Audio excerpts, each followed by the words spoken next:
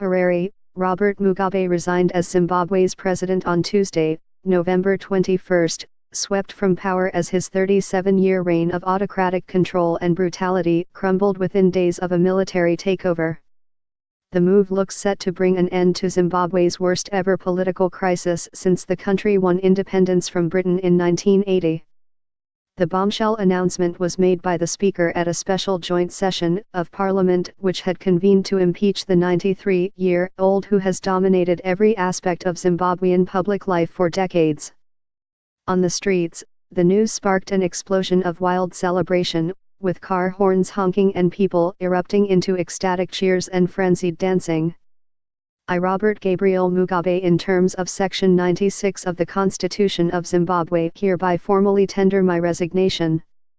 With immediate effect, said the letter, which was read out by Parliamentary Speaker Jacob Mudenda. My decision to resign is voluntary on my part. It arises from my concern for the welfare of the people of Zimbabwe and my desire to ensure a smooth, peaceful, and nonviolent transfer of power that underpins national security, peace and stability. It capped an unprecedented week in which the military seized control and tens of thousands of ordinary Zimbabweans took to the streets in an extraordinary show of defiance to demand that he leave.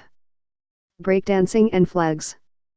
We are just so happy that things are finally going to change, Togo and Lelambi, 32, a hairdresser, told AFP. Men were breakdancing, women were singing and children were in tears, all brandishing national flags and praising General Constantino Chiwenga, who led the army takeover as the news began to sink in. It's shocking, that guy is powerful, very powerful, said Barbara Wright-Chiram, who was also taking part in the euphoric celebrations. Mugabe had ruled Zimbabwe almost unopposed since the country won independence from Britain, but his efforts to position his wife Grace as his successor triggered fury in the military that had underpinned his regime.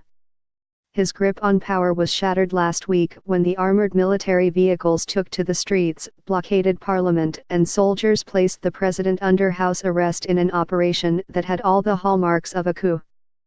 But the generals stressed they were simply arresting criminals around Mugabe, a reference Grace's supporters, and they even allowed the one-time liberation hero to appear at a public function and deliver a televised speech.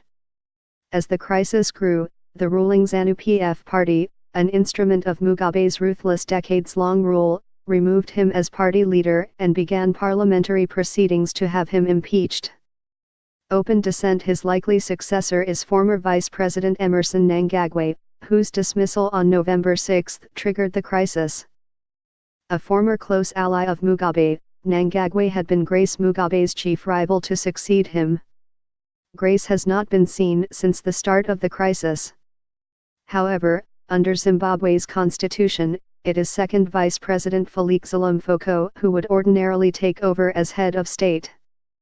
Veterans of the Independence War, who were also formerly key Mugabe allies, had also turned against him, demanding he stand down immediately and organizing last weekend's mass protests.